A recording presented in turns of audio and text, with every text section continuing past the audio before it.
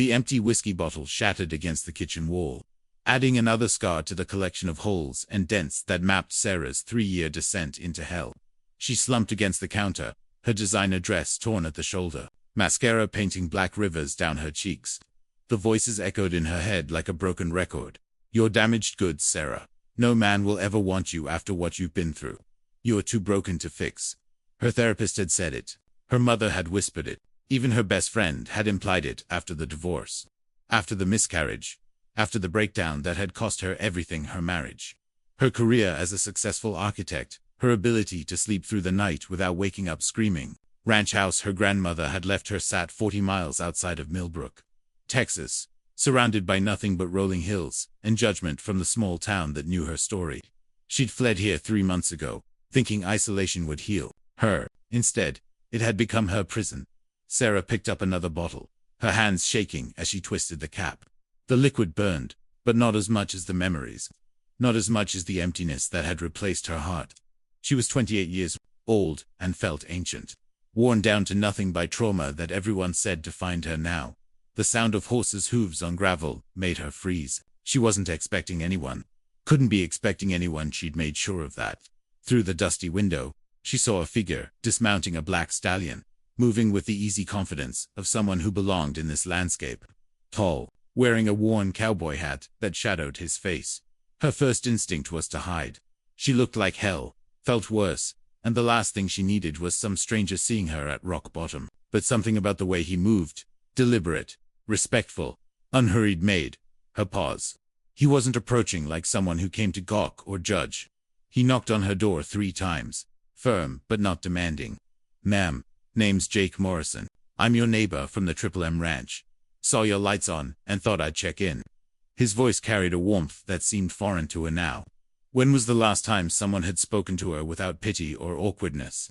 She wiped her face with the back of her hand, knowing it wouldn't help much. "I'm fine," she called out, her voice hoarse from crying and drinking. "I'm sure you are," he replied, and she could hear the smile in his voice. "But your fence line's down, and some of your grandmother's horses wandered onto my property.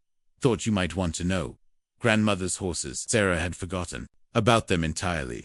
Another failure to add to her growing collection. She opened the door just a crack, enough to see eyes the color of storm clouds, and a face that was handsome in a rugged, lived-in way. He didn't flinch at her appearance, didn't let his gaze linger on her tears or the destruction visible behind her. "I can bring them back tomorrow if you'd like," he said simply. "Or help you fix that fence. Whatever you need." Whatever she needed. When was the last time someone had asked her that? Jake Morrison returned the next morning, just as the sun painted the sky in shades of rose and gold. Sarah had spent the night alternating between panic and numbness, replaying their brief encounter, and wondering what he must think of her. She'd managed to shower and put on clean clothes, but she still felt like a fraud, wearing the mask of functionality. She watched him from the kitchen window as he worked with her grandmother's horses, 3 mares, that had been neglected since her arrival. He moved among them with quiet authority, speaking in low tones that seemed to calm their skittishness. There was something hypnotic about the way he handled them, patient and firm, never rushing or forcing. When he knocked again, she was ready this time. Sort of. "Brought them back safe and sound," he said, touching the brim of his hat. "But that fence really does need attention. Mind if I take a look?" She nodded, not trusting her voice. He spent the next hour examining the property, and she found herself following at a distance, watching as he assessed the damage with professional efficiency. He didn't make small talk or ask probing questions about her life. Instead, he explained what needed to be done in practical terms, treating her like someone capable of understanding and making decisions. "It'll take most of the day," he said. "Finally, I can do it myself. Or if you want to help, I can show you how.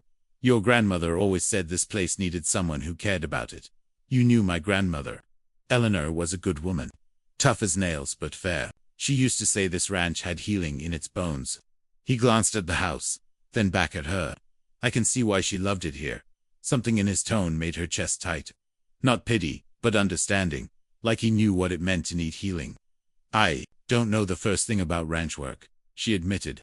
"That's all right. Most things worth knowing take time to learn." They worked in companionable silence, Jake teaching her how to string wire and set posts. Her hands, soft from years of Desk work blistered quickly, but she kept going. There was something satisfying about the physical labor, the immediate cause and effect of each task. For the first time in months, her mind wasn't racing with dark thoughts.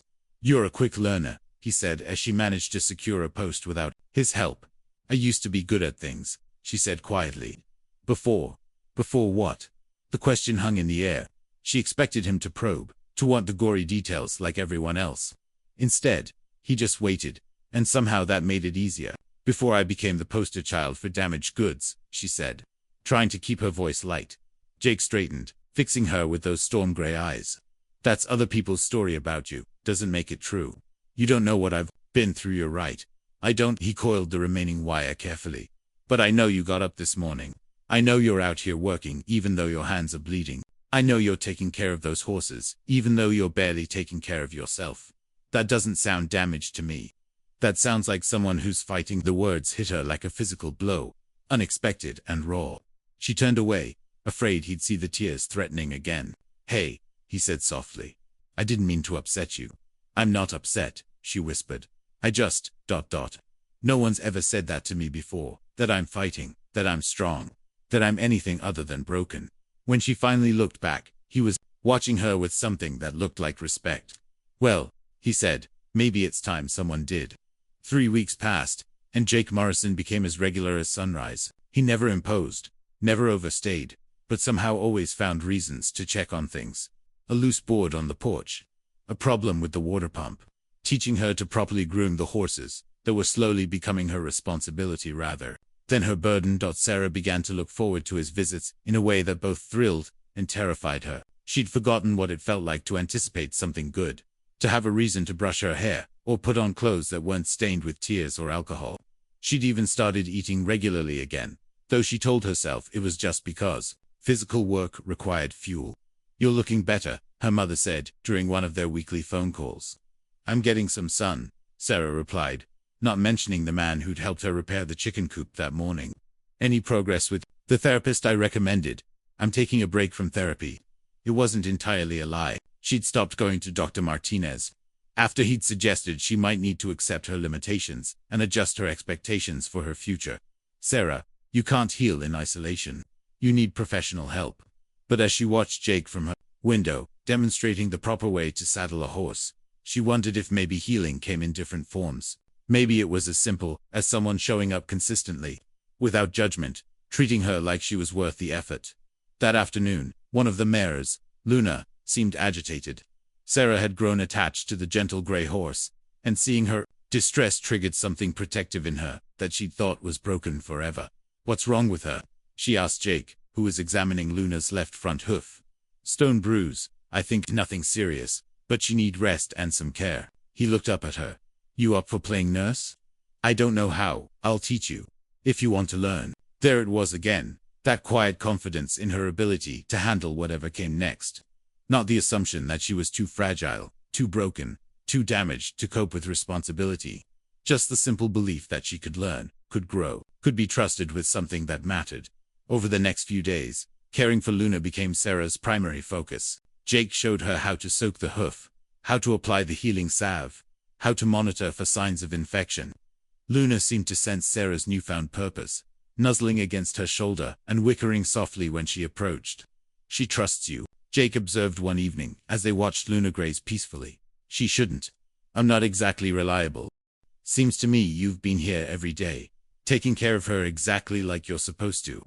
Sarah felt something shift inside her chest, a tiny crack in the wall she'd built around her heart. "It's different with animals. They don't expect you to be perfect, neither do the right people." She looked at him sharply. "Is that what you think? That I'm trying to be perfect? I think you're trying to be what other people told you to be. Problem is, they don't know who you really are, and you do." Jake was quiet for a long moment, his gaze fixed on the horizon where the sun was setting in brilliant oranges and purples. "I know you're stronger than you think. I know you care more than you let on. I know you're healing, even if you can't see it yet. Jake, I know you're not broken. Sarah, hurt, maybe. Healing, definitely, but not broken. Strong things bend without breaking. That's what makes them strong." The tears came then, not the desperate, angry tears she'd grown accustomed to, but something cleaner, something that felt like release rather than drowning. And for the first time in longer than she could remember, Sarah began to believe that maybe, just maybe, she wasn't as lost as everyone said she was. The storm hit on a Tuesday night, violent and sudden, the way Texas weather could be. Sarah woke to the sound of something crashing against the side of the house, and the terrified whinnying of horses. She threw on clothes and ran outside into the chaos of wind and rain, her heart hammering as she realized the barn door had blown open. Luna and the other two mares were huddled in the far corner, eyes white with terror. Sarah had never handled the horses alone in a crisis, had never even been in a real storm on the ranch. Every instinct screamed at her to call Jake, to wait for someone else to handle it. But the horses needed her now, and there wasn't time for doubt. "Easy, girls," she called out, her voice barely audible over the wind. "It's okay. I'm here." It took 20 minutes to calm them enough to secure them in their stalls. 20 minutes of fighting the wind and rain, of using every technique Jake had taught her. When she finally got them settled, she was soaked through and shaking, but something had shifted inside her. She'd handled it. Alone. Jake arrived just as the storm was beginning to ease, his truck headlights cutting through the darkness. He found her in the barn, still talking softly to the horses, her hair plastered to her head and her clothes muddy. "Sarah, you okay?" She looked up at him, and he saw something in her eyes that hadn't been there before. Confidence, pride, the spark of someone who'd just discovered their own strength. "I did it," she said simply. "They were scared, and I calmed them down. I handled it." "Course you did." But his smile was proud, like he'd known she would all along. They walked back to the house together, and Sarah found herself talking more than she had in months, about how terrified she'd been, how she'd remembered everything he'd taught her, how good it felt to be needed by something that depended on her. "Jake," she said as they reached the porch, "can I ask you something?" "Sure. Why do you keep coming here? I mean, really. You've got your own ranch to run." He was quiet for so long she thought he might not answer. When he did, his voice was softer than she'd ever heard it. "Because you remind me of someone I used to know, someone who was told they were too broken to fix. Me." He leaned against the porch railing, looking out at the storm-cleared sky. "Lost my wife 5 years ago. Car accident. Spent 2 years after that drinking myself into the ground, pushing away everyone who tried to help. Told myself I was too damaged for anything good to happen again." Sarah felt her breath catch. "What changed?" "My neighbor. Old man named Frank. He kept showing up, just like I keep showing up here. Didn't lecture me, didn't try to fix me. Just ... believed I was worth saving, even when I didn't." He looked at her directly. "Sometimes we need someone else to see our strength before we can see it ourselves." The vulnerability in his admission cracked something open in Sarah's chest. Here was this man who seemed so solid, so sure of himself, admitting he'd been exactly where she was. Broken, lost, convinced he was beyond repair. "Are you ... Are you saying you see my strength?" "I'm saying I see you fighting every day, even when you don't realize it. I see you learning to take care of those horses when you can barely take care of yourself. I see you getting up every morning and trying again." He stepped closer. "That's not broken, Sarah. That's courage." She felt tears starting again, but they were different now. "Cleaner. I'm scared," she whispered. "Of what?" "Of believing you. Of thinking I might actually be okay. And then ... falling apart again." Jake reached out slowly, giving her time to pull away. When she didn't, he cupped her face gently, his thumb wiping away a tear. "You're not going to fall apart," he said quietly. "You're going to keep getting stronger.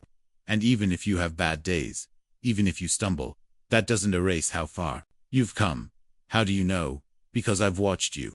For 2 months, I've watched you choose to keep going, even when it would be easier to quit. That's not something broken people do. That's something warriors do." Warriors. The words settled into her bones like a truth she'd been waiting her whole life to hear. Spring came early that year, painting the ranch in wildflowers and new grass. Sarah woke to find Jake repairing the fence along her property line, the fence that had first brought them together. She made coffee and brought him a cup, a routine that had become as natural as breathing. "You're up early," she said, settling beside him on the porch steps. "Wanted to get this finished before the heat hits." He accepted the coffee gratefully. "Besides, I like the quiet out here." They sat in comfortable silence, watching the sun climb higher. Sarah marveled at how different this felt from the isolation she'd experienced when she first arrived. This was chosen solitude, peaceful rather than punishing. "Jake," she said carefully, I've been thinking about what you said. About being a warrior. He looked at her, waiting. I want to tell you what happened. What brought me here. The words came out in a rush, like she was afraid she'd lose her nerve. Not because I have to, but because I want you to know. All of it. Jake set down his coffee cup and gave her his full attention. I'm listening. So she told him. About the marriage that had seemed perfect from the outside, but was suffocating her from within. About the husband who'd controlled every aspect of her life. Who'd isolated her from friends and family. Who'd convinced her that her thoughts and feelings were wrong. Invalid. Crazy. About the pregnancy that had given her hope, and the miscarriage that had sent her spiraling into depression her husband had no patience for. He said I was broken, she whispered. Said no one would ever want damaged goods like me. When I finally got the courage to leave, he made sure everyone knew I was unstable, that I'd had a breakdown. My therapist said I needed to accept my limitations. My mother said I should be grateful anyone had wanted me at all. Jake's jaw was tight, his hands clenched into fists. But when he spoke, his voice was gentle. They were wrong. All of them. But what if no? He turned to face her fully. Sarah, look at me. You survived emotional abuse. You survived loss. You survived everyone telling you that you were less than whole. And you still found the strength to leave. To start over. To build something new out here. His voice grew fierce. That's not broken. That's extraordinary. She'd never thought of it that way. Had never considered that leaving might have been brave rather than cowardly. That surviving might be its own form of strength. I don't feel extraordinary, she said. Because you're too close to your own story. But I can see it clearly. He reached for her hand, and she let him take it. You're not the same woman who opened that door 3 months ago. That woman was barely hanging on. The woman sitting here now is taking care of horses, running a ranch, making plans for the future. You transformed yourself. With your help, I just showed up. You did the work. They sat holding hands as the sun climbed higher, and Sarah felt something settling into place inside her. Not healing that was still happening, would probably always be happening, but acceptance. Of herself, of her journey, of the possibility that maybe she really was stronger than she'd ever believed. Jake, she said softly, I think I'm falling in love with you. He squeezed her hand. I know I'm falling in love with you. Have been for weeks. Aren't you worried? About my baggage? My history? Everyone has a history. Yours just happens to have made you into someone incredible. He brought her hand to his lips and pressed a gentle kiss to her palm. Besides, I'm not falling in love with who you used to be. I'm falling in love with who you are now. Who you're becoming, and who's that? The strongest woman I've ever met. The kindest, the most resilient. He smiled. The woman who calmed 3 terrified horses in a storm. The woman who chose to trust again, even after everything. The woman who's brave, enough to love again. Sarah felt tears on her cheeks, but for once, they were tears of joy, rather than pain. I want to be that woman. You already are, Jake said, pulling her closer. You already are. Summer brought its own challenges. The ranch work was harder in the heat, the horses more irritable, and Sarah found herself being tested in ways she hadn't expected. There were days when the old voices crept back in, whispering that she was fooling herself, that Jake would eventually see through her facade and realize she really was too broken to love. The crisis came on a blazing July afternoon, when Luna collected a potentially fatal condition that required immediate intervention. Sarah found the mare rolling in distress. Her breathing labored and her eyes wild with pain. Jake was in town picking up supplies, and the vet was 40 minutes away. For a moment, Sarah froze. This was exactly the kind of emergency that would have sent her into a panic attack 6 months ago. But as she looked at Luna's suffering, something clicked into place. This wasn't about her fears or her past. This was about a creature she loved who needed help. She called Jake first, her voice steady, despite her racing heart. Luna's colicking. I'm going to walk her while we wait for Dr. Peterson. Sarah, are you sure you can? I can handle it, she said, and meant it. For the next hour, she walked Luna in slow circles, talking to her constantly, monitoring her condition, making the difficult decision to prevent her from lying down, even though every instinct told her to let the horse rest. When Jake and the vet arrived, they found Sarah covered in sweat but completely in control. Luna's condition stabilized. How long has she been like this? Dr. Peterson asked, immediately beginning his examination. About an hour. Sarah caught it early and did exactly the right thing, Jake said, his voice full of pride. Probably saved her life, the vet confirmed. Good instincts. Later, After Luna was out of danger and resting comfortably, Jake found Sarah sitting on the porch, finally, allowing herself to shake. "You okay?" he asked, settling beside her. "I keep waiting for the panic to hit," she admitted. "For the voice in my head to tell me I almost killed her, that I'm not qualified to make those decisions. But it's not happening." Sarah considered. No, it's not. I keep thinking about how I felt when I saw her in pain. I didn't think about my limitations or my fears. I just thought about what she needed." "That's growth," Jake said quietly. "That's what confidence looks like. Not the absence of fear, but acting despite it." "Is that what you did when you first started healing?" Jake nodded. "There was a day, about 3 years ago, when Frank, my neighbor, had a heart attack. I was the one who found him, got him to the hospital. Afterward, I realized I'd spent 2 hours not thinking about my own pain, just focused on helping someone else. That was when I knew I was going to be okay. Because you could put someone else first. Because I remembered who I was before the grief tried to convince me I was nothing." He took her hand. "Today, watching you with Luna, I saw the same thing. You weren't thinking about being broken or damaged. You were just being caring, strong."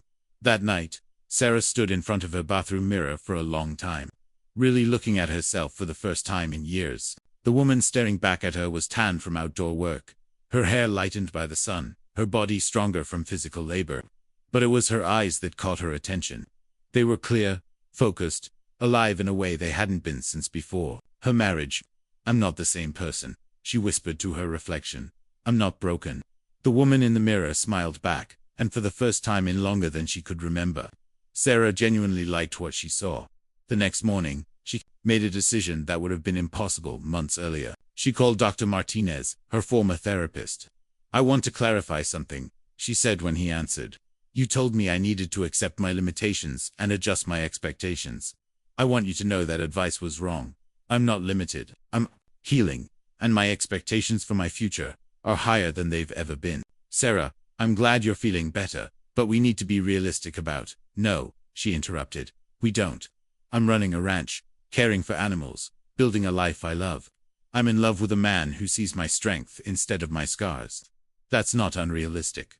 That's what recovery looks like." She hung up feeling lighter than she had in years. Jake was right. She got to write her own story now, and she was just getting started. The letter arrived on a Tuesday in late August, forwarded from her old address in Dallas. Sarah's hands trembled as she recognized the handwriting, her ex-husband's precise script that had once made her feel small and stupid. She almost threw it away without opening it. But something made her carry it to the kitchen table, where she sat staring at it. For nearly an hour. Jake found her there when he came for lunch, the unopened letter in front of her, like a coiled snake. "You don't have to read it," he said quietly, settling into the chair across from her. "I know, but I think I need to." She looked up at him. "Will you stay while I do?" He nodded, and she carefully opened the envelope. The letter was short, written in the same controlling tone that had dominated their marriage. "Sarah, I've heard through mutual friends that you're living on some ranch in Texas, playing at being a cowgirl. I thought you should know that I'm getting remarried to someone stable. Someone who doesn't fall apart at the first sign of difficulty. I wanted to thank you for showing me what I don't want in a partner. Your breakdown was actually a gift, because it helped me realize I need someone mentally strong enough to handle real life. I hope you're getting the help you need. You always were too fragile for the real world." Sarah read it twice, waiting for the familiar wave of shame and self-doubt to crash over her. Instead, she felt something entirely different: pity for him, for the woman he was marrying, who didn't yet know what she was in for the life he'd built on making others feel small. "What does it say?" Jake asked carefully. Sarah handed him the letter and watched his face darken as he read. When he finished, he set it down with deliberate calm. "How are you feeling?" "Sad. For him," she said, surprising herself.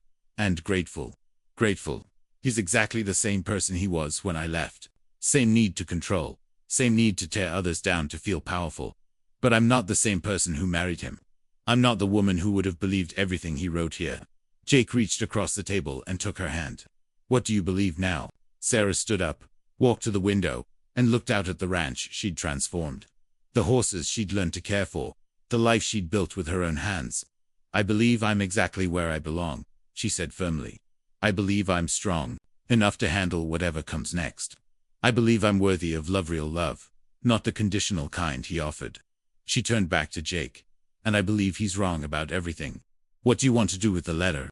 Sarah picked it up and walked outside, Jake following. Without hesitation, she tossed it into the fire pit, where they sometimes roasted marshmallows in the evenings. The paper caught quickly, curling and blackening until it was nothing but ash. That's what I think of his opinion, she said, watching the smoke disappear into the clear blue sky. That evening, they sat on the porch as the sun set, Sarah's head resting on Jake's shoulder. The peace she felt was profound, rooted in something deeper than just the absence of conflict. It was the peace of someone who knew her own worth. Jake, she said softly, I want to tell you something. Anything. 6 months ago, if someone had told me I'd be sitting here feeling sorry for my ex-husband, instead of destroyed by his words, I would have laughed. I thought I was too broken to ever be whole again. And now I know I was never broken. I was just being told I was, by people who needed me to believe it. She lifted her head to look at him. You helped me see that. You helped me remember who I really am. You would have remembered eventually. You're too strong not to. Maybe, but you made it easier. You made it possible for me to believe in myself again. Jake cupped her face in his hands, his thumbs tracing the line of her cheekbones. Sarah, you are the strongest person I know. Not because you never fell down, but because you got back up. Not because you never doubted yourself, but because you chose to believe in something better. I love you, she whispered. I love you too. All of you. Your history, your scars, your incredible strength. I love the woman who left everything behind to start over. I love the woman who learned to gentle horses and run a ranch. I love the woman who can read a letter from her past and feel pity instead of pain. I love the man who saw my strength when I couldn't see it myself. As the stars came out, Sarah felt something she hadn't experienced in years, complete and utter certainty about her future. Not because it would be easy, but because she finally knew she was strong enough to handle whatever came next. September brought the first hints of autumn, painting the ranch in golds and deep greens. Sarah had been living on the property for almost a year now, and the transformation was remarkable. The house had been restored to its former charm, the fences were strong and straight, and the horses were thriving under her care. More importantly, she was thriving too. She'd started a small business, training rescue horses. Word spreading through the local community about the woman who had a gift for healing damaged animals. It felt fitting somehow that her own journey through trauma had given her the patience and understanding to help other wounded creatures find their way back to trust. You have a visitor, Jake said one morning, nodding toward the driveway, where an unfamiliar car was pulling up.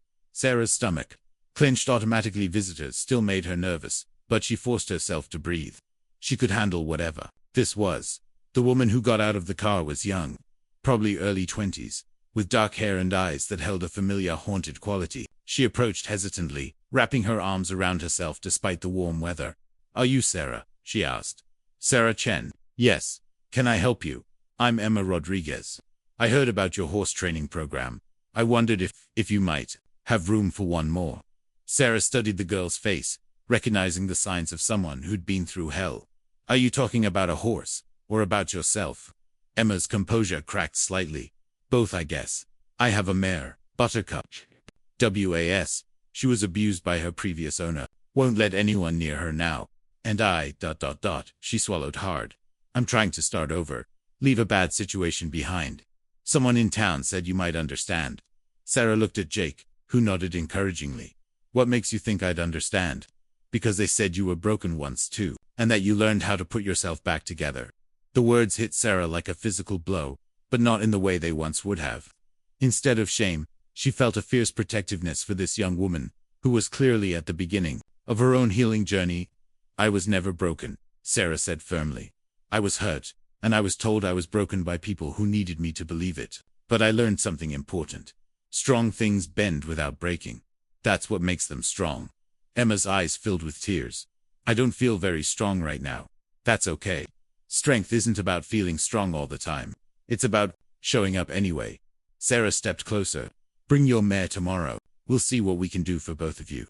After Emma left, Sarah sat on the porch swing, processing what had just happened. A year ago, she wouldn't have been able to help anyone. Now, she was in a position to offer another wounded soul the same gift Jake had given her, the belief that healing was possible. You know what you just did, Jake said, settling beside her on the swing. What? You became the person you needed when you were hurting. You became someone else's Jake. The truth of it settled over her like a warm blanket. She had become the person she'd needed, the voice of hope she'd been missing.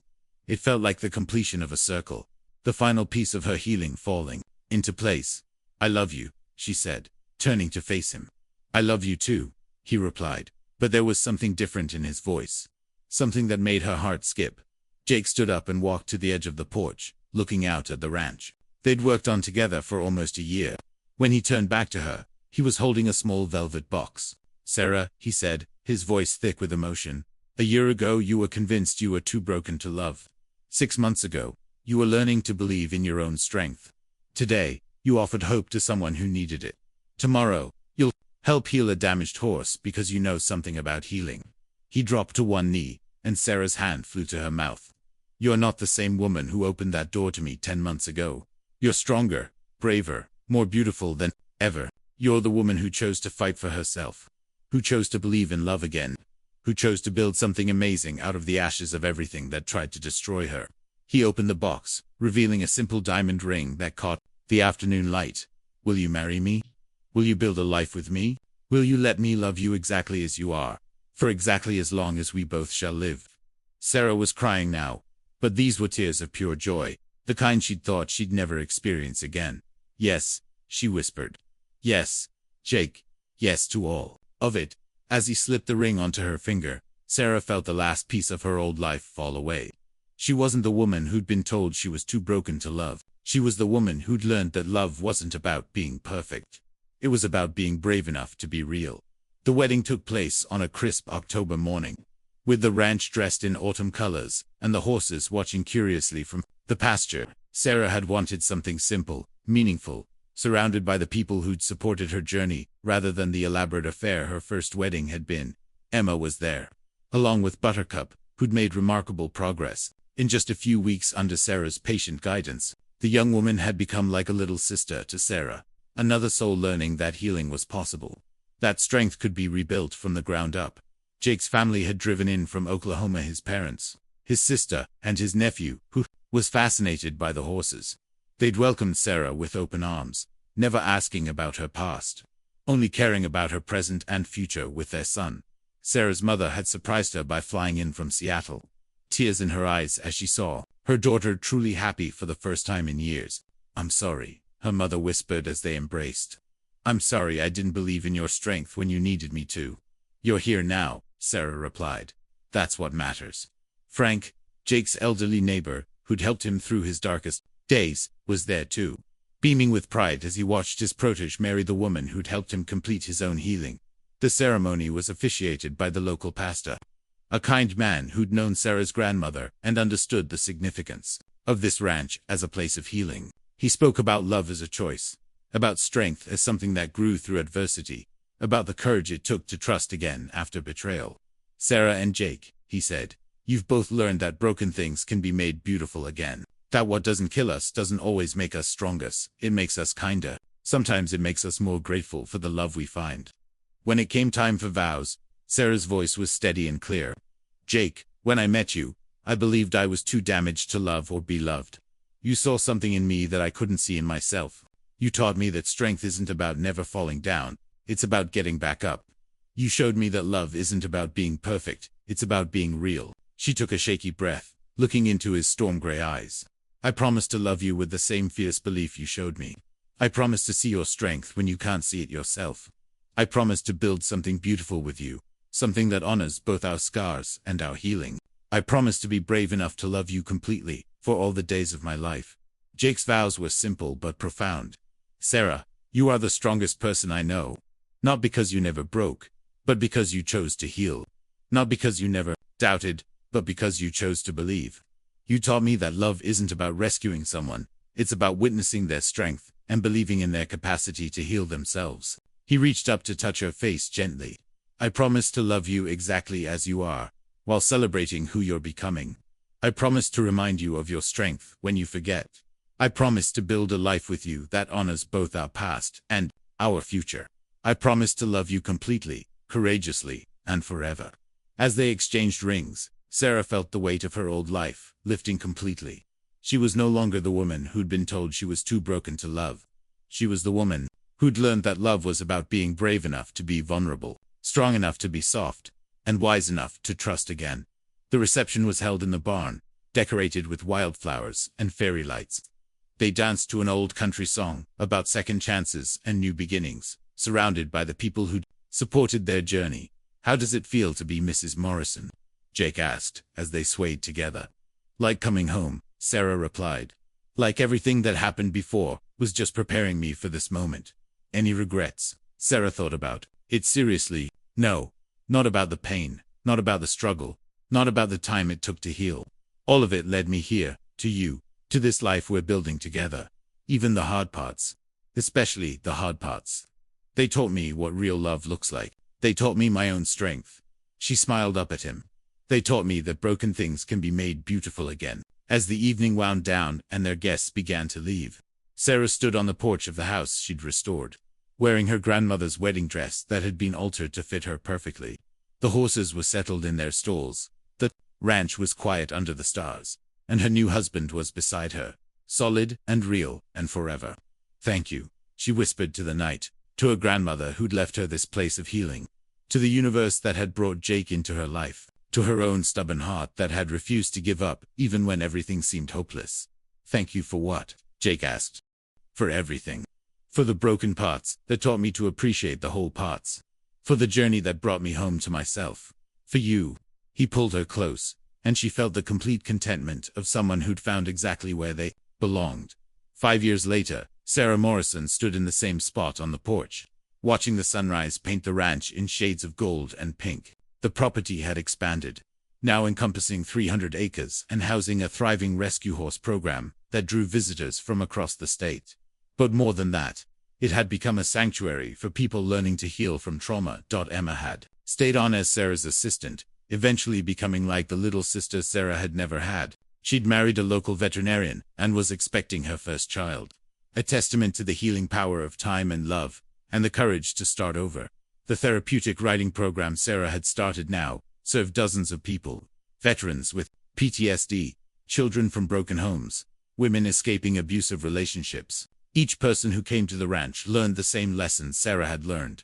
That strength wasn't about never falling down, but about getting back up. That healing was possible, even when it seemed impossible. "Morning, beautiful," Jake said, wrapping his arms around her from behind. "Morning, handsome." She leaned back against his chest, marveling at how natural this still felt after 5 years of marriage. Big day today. Today marked the 5th anniversary of the day Jake had first knocked on her door, the day that had changed everything. They decided to mark it not with a private celebration, but with the grand opening of the Sarah Morrison Center for Healing, a residential program for women recovering from trauma. "Nervous?" Jake asked. "Excited," she corrected. "Ready to help more people discover what we discovered, which is..." Sarah turned in his arms, looking up at the man who'd helped her remember her own strength. That there's no such thing as too broken to heal. That everyone deserves someone who believes in their capacity to grow. That love isn't about finding someone perfect, it's about finding someone brave enough to be real. The morning flew by in a whirlwind of preparation. The center's first residents would arrive the following weeks. 6 women who'd been told they were too damaged, too broken, too much trouble to help. Sarah knew exactly how they felt, and she knew exactly what they needed to hear. The dedication ceremony was held in the main barn, now converted into a meeting space but still smelling faintly of hay and horses. The local mayor spoke about the center's importance to the community. The head of the state's domestic violence coalition praised Sarah's innovative approach to healing, but the words that mattered most came from Emma, who served as the center's first graduate and now its program coordinator. 5 years ago, I came here convinced I was too broken to fix, Emma said, her voice carrying clearly through the barn. I was 22 years old and felt like my life was over. Sarah Morrison looked at me and said something that changed everything. Strong things bend without breaking. That's what makes them strong. She gestured to Sarah, who was sitting in the front row holding Jake's hand. Sarah didn't just tell me I was strong. She showed me, she gave me work to do, responsibility to handle, a horse to heal. She taught me that healing isn't about erasing your past, it's about using it to build something beautiful. Emma's voice grew stronger as she continued. The Sarah Morrison Center for Healing isn't just a place where broken people come to get fixed. It's a place where strong people come to remember their strength. It's a place where warriors come to prepare for their next battle. It's a place where women learn that their scars aren't signs of weakness, they're proof of survival. The applause was thunderous, but Sarah barely heard it. She was thinking about the woman she'd been 5 years ago, sitting in a broken-down kitchen surrounded by empty bottles, and convinced she was beyond help. That woman could never have imagined this moment, this life, this profound sense of purpose. After the ceremony, as the sun set over the ranch, Sarah and Jake walked out to the pasture, where Luna grazed peacefully.